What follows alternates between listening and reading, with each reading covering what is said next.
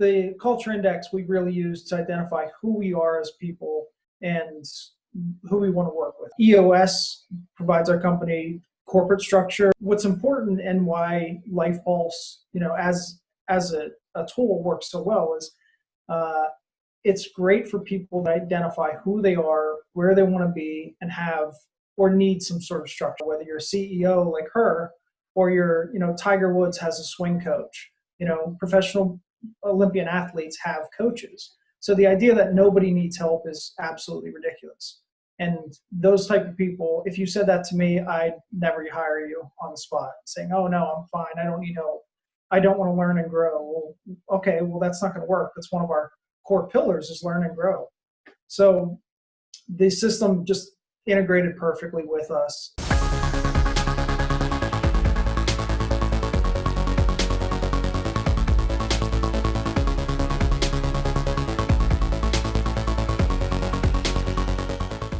We started working with Renee. You and I talked in January of, was it 18? Or December of 18. We started January of 19. And I remember vividly having that phone call with you because I think part of your idea was, I don't really know what I want to do. I just know I need to do something to give back to my people. And you had this huge goal of being on the ranking of a top place to work in Boston. Obviously happened since then. So I'd love to hear your thoughts of where your head was at that time, if you remember. You just went through a major loss, jumping into this business somewhat on your own now, and you were able to just do an amazing job of it. Where was your head at that time? I had just lost my husband, who was our COO and my partner for 22 years. And he died early November 2018. And so I didn't have him by my side running the company. And since he had just passed away, I was very much in the grieving process, but also in the celebrating process of celebrating his life and honoring his wishes. And one of his wishes, as he was doing his will, he had a 6 months advance notice of his death, and so he put together his will, and one of his requests was to give something back to the company and the people in our company to show appreciation. So he allocated a lump sum of money, and he had a few visions of what he wanted to do with it, but he didn't have enough time. Time was, clock was ticking for his life, and so he couldn't really do what he wanted. So he basically just said, "Renee, I trust you to do what you want with that money."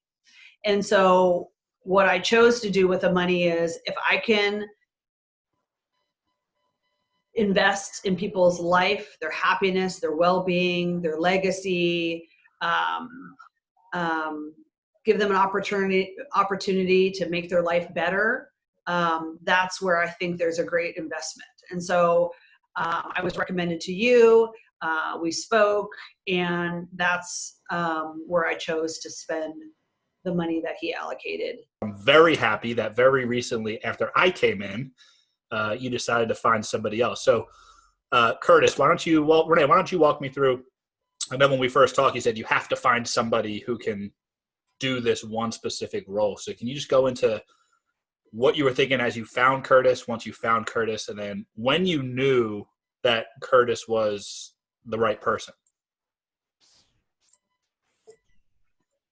My husband's wish before he passed away was for me to have hired his replacement. Mm-hmm. He wanted to die knowing that his wife was in good hands, that the company that he joined 10 years after I founded it was in good hands, right? And we went down that path while he was sick. And I had found somebody, went through my due diligence, found somebody, Florian approved, and in the final hour, the guy ended up deciding he didn't want to relocate his family to Austin.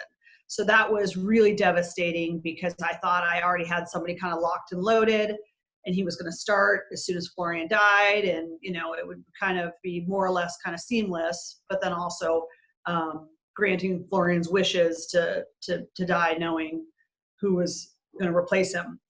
When that fell through, that was really devastating, because Florian had always been by my side for the past 12 years of my company, and as a support system, as a leader in our company. And now it had been 12 years since I had stood up alone in front of my company without him by my side. And so when I look back on that, I really am grateful that it didn't work out with that person.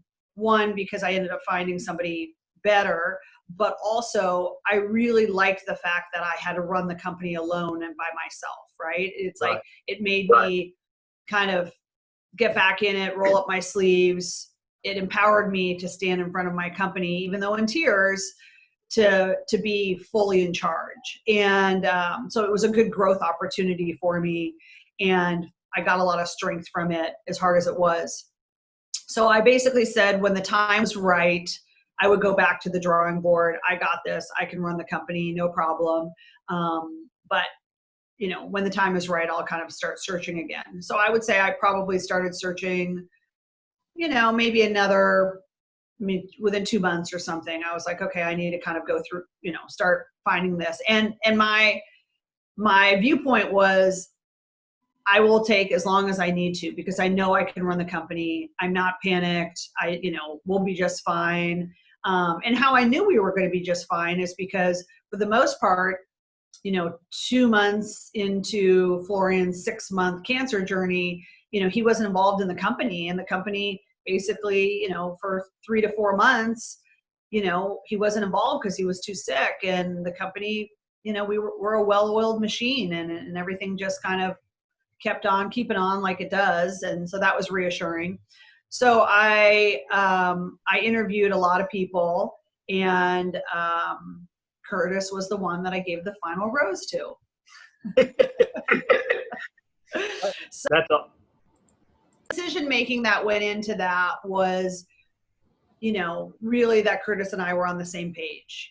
His goals, his desires, what he wanted for his life, were really a good fit for what we wanted. And I think, I've certainly told him this a million times, but what really sold me on him was, well, lots of things. One is, he had a lot of corporate experience, and that's what my company needs, because we're growing, and, we kind of mom and popped it for a long time, but now we really needed somebody with true operational expertise. But also somebody, which is he, being in the corporate side and being with the big companies and feeling like a number, he knew what he didn't want for his life, and wanted to kind of go back to a smaller, more intimate team. And that's certainly what we have. But also the second thing is, when Curtis told me that he used to own a pizza shop when he was 19, he started that with his friend. And I just loved that entrepreneurial spirit, but that also told me that he was somebody that rolled up their sleeves and do whatever you need to do. And I just think, it's just, I don't know. I was just really enthralled with the whole running a pizza shop thing. So. All right, Curtis. So we have from a pizza shop to corporate world to skincare. So walk me through kind of your process of coming down, why you made that jump to, this company that, when you saw what it was once you came down, you see the power behind it. But from the outside, based on the other size companies you've worked with, it was a very, very small company. So walk me through your decision to relocate to Austin, Texas. And like I said, your skin looks great right now, so whatever you're doing is working. But That's right. walk me through the process. Wait, do you want him to walk through the process of his skincare routine? No, Renee, you're the only person I trust with my skin. I would never trust Curtis with my skin.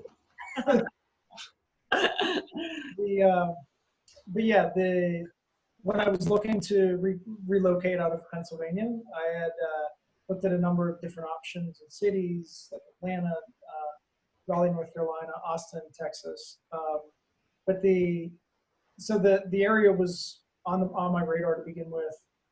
I found Renee through LinkedIn, and we were talking for about a month. We did a number of FaceTime interviews. We did a lot of calls and sending information back and forth. And my journey, yes, from humble pizza shop beginnings to number of Fortune 500 companies, and but before I came here, I actually helped start an e-com retailer, and working with small e-com retailers, I love the impact that one person can have. I love the idea that you can go out there and help create processes and scale the business and work with it. And ultimately, in the smaller companies, you get to know everybody so much better on such a more intimate level, and you truly become friends and family over time. So, when I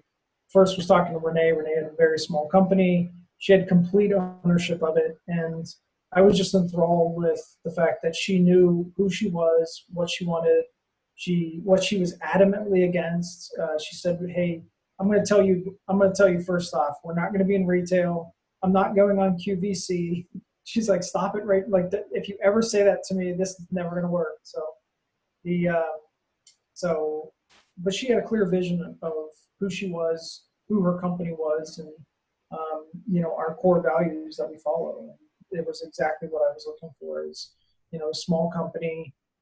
I only have to answer to her as the owner.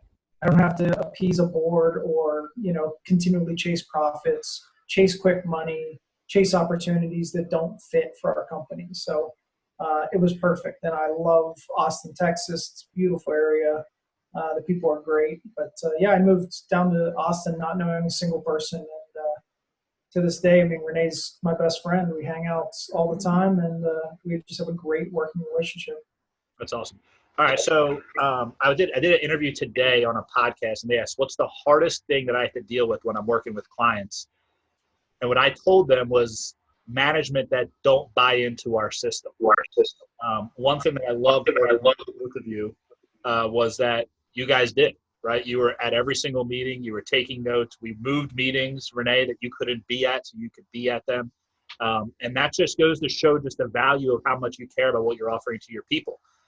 So that just reminded me to seeing you two together. And Curtis, you kind of said you guys just are like best friends. You just work well together. Now, you guys have other systems you use, right? You use StrengthsFinder and you use EOS and Culture Index. Culture Index. I'm sorry.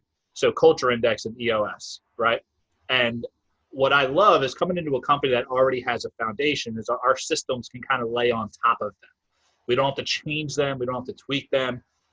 So walk me through kind of some of the things that you guys did from a strategic perspective, either through using our content or not, but just in general, that you think got you to a place from not even being on the ranking to number one. And then Curtis, I know you're a numbers and a metrics guy. I want you to give me some of the metrics of when the goal was set to be achieved and when it actually happened. So there was a lot there. So I can remind you if you need me to break that up. But we use Culture Index to hire anybody. I had to take Culture Index before Renee even picked up the phone and agreed to talk to me. So the Culture Index we really use to identify who we are as people and who we want to work with, the exact personality for the role. EOS provides our company corporate structure as far as meetings, as far as the VTO, the Vision Traction Organizer, our 3-year goals, 5-year goals, 10-year goals. So what's important and why Life Pulse, as a tool works so well is it's great for people to identify who they are, where they want to be, and have or need some sort of structure. And that's my famous thing that I always tell everybody is, whether you're a CEO like her or you're, Tiger Woods has a swing coach, professional Olympian athletes have coaches. So the idea that nobody needs help is absolutely ridiculous. And those type of people, if you said that to me, I'd never hire you on the spot saying, "Oh no, I'm fine. I don't need help. I don't want to learn and grow." Well, okay, well, that's not going to work. That's one of our core pillars is learn and grow. So the system just integrated perfectly with us. And the idea that nobody needs structure in their life is a little worrisome. You as a parent, Matt, I mean, I know your situation. Even if you didn't have Life Pulse, your life is already completely structured. You got your wife, your kids, meetings. I mean, there's no point in your life that is not laid out and completely structured. So if you didn't have control of that, you'd be losing your mind or you'd be lost in the shuffle. So, but the tools that we do use are great. And it's, as a company and our culture, everybody comes to this small company thinking like, oh, you're this cool, hip e-com company. We have couches, we have snack table, we have the ping pong table. You know, you can pretty much do whatever you want. But from a structure standpoint, these are the meetings you got to be involved with. You know, these are not optional. Culture Index, EOS, and some form of Life Pulse are not optional. Right. So you have to bring to the table every meeting. You have to give us the update. Give us your gratitude. Give us your the relational, the physical, the internal. You got to bring those to the table and share with the company. So share with each other so that we hold each other accountable and, you know, that we can kind of help each other and guide each other. There's plenty of times where we have to push. And like I said, the fact that we're all in it together is really a tribe mentality. So it's almost like when I go through and listen is like Culture Index helps you find the person you want to work for you. EOS helps you give structure to the corporation, and where Life Pulse kind of came in was to help bring that person you found out, the best version of that person out. Renee, if you could jump in, because basically I have to make up new products because I think you've used everything that we offer, whether it's through one-on-one coaching, sending friends to us, right? Walk us through kind of how this has impacted you as the CEO and as, you know, your name's on the brand. I mean, there's a lot going on in your life. I know what you're going through, how you're trying to build yourself and build the brand, and how you're kind of with your name on the brand and remove yourself at the same time. You know, walk me through some of the things you're working through and how this has helped leverage who you are and what you've done. How you/Life Pulse. Me or other tools. This isn't just a Life Pulse commercial. I'll put that in the text at the bottom. Well, I think, for me personally, certainly when my husband passed away, when you're with someone for 22 years and now they're not there, your life changes, and the world as I knew it was no longer ever going to be the same again. I was out of my comfort zone. I didn't have my security blanket of my husband, of the life I knew, and now I'm kind of being thrown back into the world. I always kind of think of it like when like a deer has a baby fawn or whatever, and the fawn comes out of the womb and they have those long linky legs and they're all like Bambi or whatever. They're all like, trying to stand up and wobbling. And that's how I always saw myself. And, here we are a little over a year and a half since he passed away. And a lot of times I still have those wobbly legs. I think for me, kind of to Curtis's point, when he had told me once, like, hey, Tiger Woods has all these coaches, like he doesn't do this alone. And that was really profound for me to hear.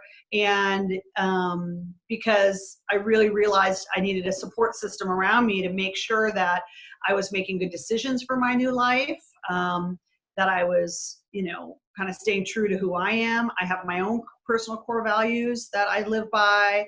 And so I have you as an accountability coach, the Life Pulse journal. I have a time management coach. I have a, personal trainer, different. So I have these different coaches in my life, and that's, I never saw it as a sign of weakness. It's just like, I can't be an expert at everything. And so it's just been really good for me to kind of get back on my feet again, and while keeping me grounded at the same time. Awesome. And so Curtis, I want to hear kind of some of the numbers of what's happened, right? We came in January, you came in February. There were big goals, 5-year goal, 10-year goal, 15-year goals. Just walk us through some of the exciting numbers and how much sooner you hit them than you expected.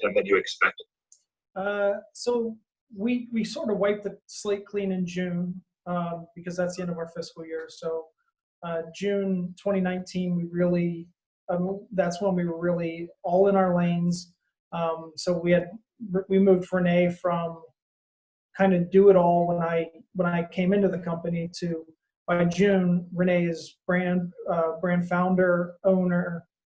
She's, relationship builder. She goes, she's back in the lab working on new formulations. She's doing relationships with PR. And that's really, that's her fast lane. That's where she needed to be all along. So we had a marketing director. We had a marketing team to build it out. So really, Renee, these ideas, the entrepreneurial ideas that are flourishing, we can actually build content around. We can actually put them in blog and email. So June 2019, we're really stepping up as an organization. We're really structured where we need to be. So July 1st, 2019 is the start of our fiscal year. We lay out goals for our revenue, our margins that we need, our average order value, weekly orders, and right person, right seat. And that's a EOS, just saying like, hey, you're streamlined. The team is who you have the right people on board. And everyone's playing to their strengths based on culture index as well. Yeah, exactly. So so we started in July, and we had a phenomenal year even coming into it. But just about 2 weeks ago, so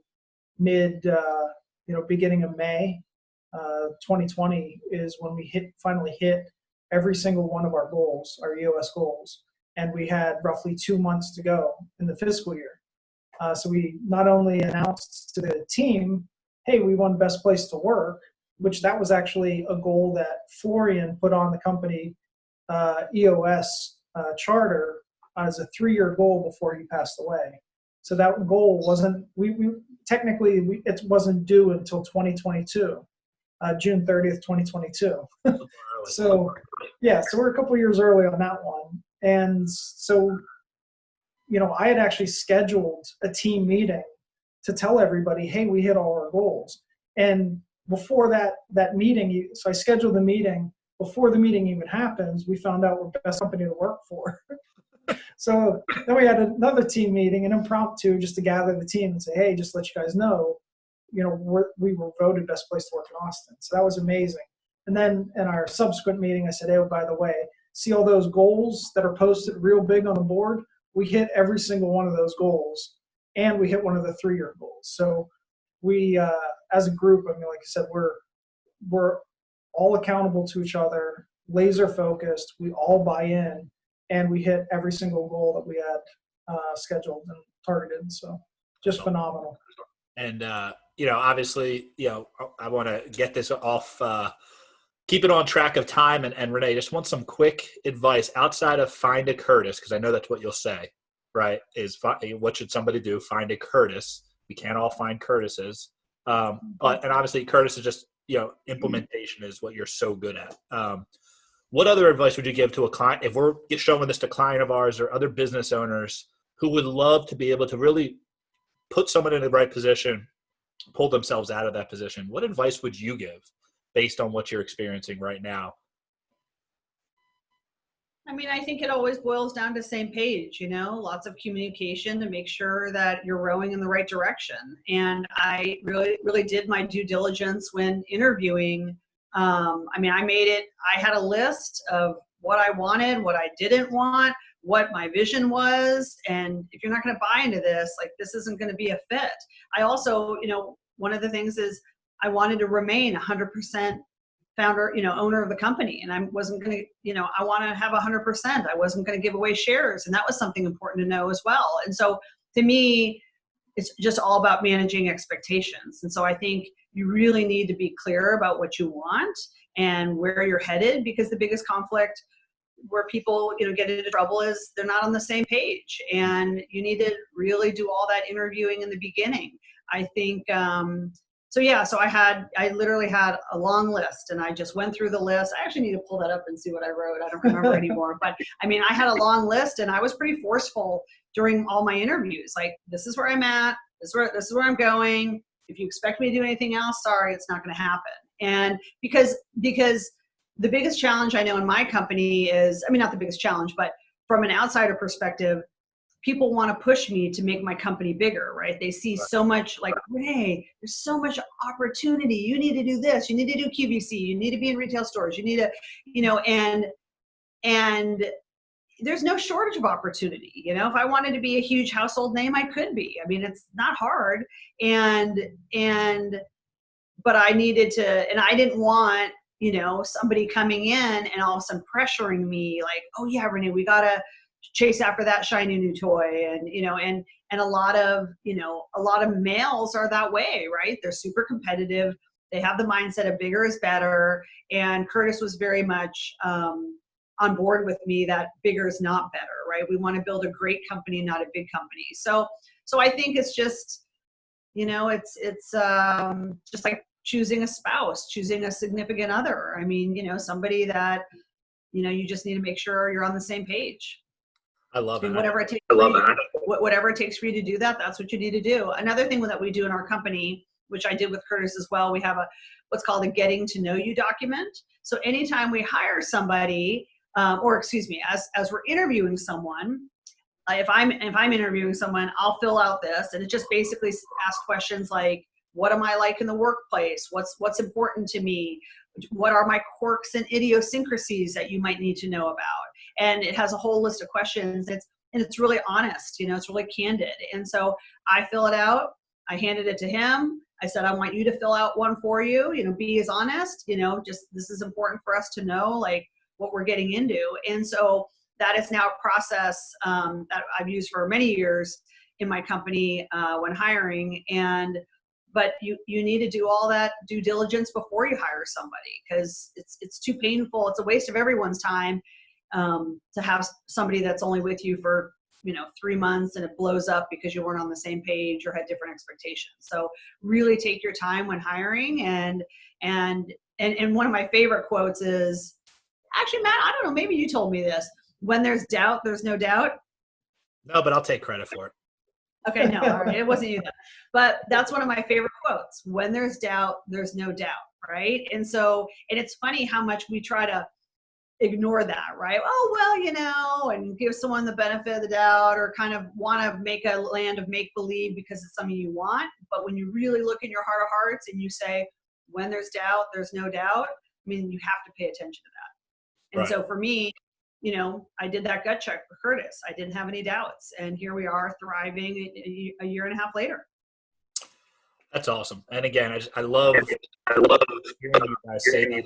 And when it comes to what you guys have done in a time like this, right, with all businesses shut down and not functioning the way they should, it really brings to that point of how big is too big, right? How much is enough? And I think you said the fact that Curtis was on board with that, and I just want to make sure everyone watching, that does not mean you guys are not growth oriented. You're just very smart with what type of growth you chase after. And we have an acronym that we teach. It's called Be a Pro: Aware, Patient, Ready, and Open. I think you guys as a business and as individuals take that and live that better than most people I work with. So I appreciate your guys' time. I appreciate being on this call. And unless you have any other final words, we're going to let everyone get going. And again, congratulations on being the best place to work in a city like Austin, where there's a lot of businesses there. Number one, and you guys are doing great. So I appreciate it. Have a great day. Any other final remarks? No, I mean, we're big fans of you, Matt, and the value you brought to our company, and certainly with Life Pulse, we're big fans of that, and that was a great investment. And the fact that, you know, everyone really learned and grew from the process. And there's this Life Pulse book right there. Yeah, we keep reordering the packs. So, I love sending them. Yeah, it really, you know, to be able to impact people's professional and their personal life, it's been amazing. So thank you, Matt. That means a lot. Appreciate it, guys. Have a great day.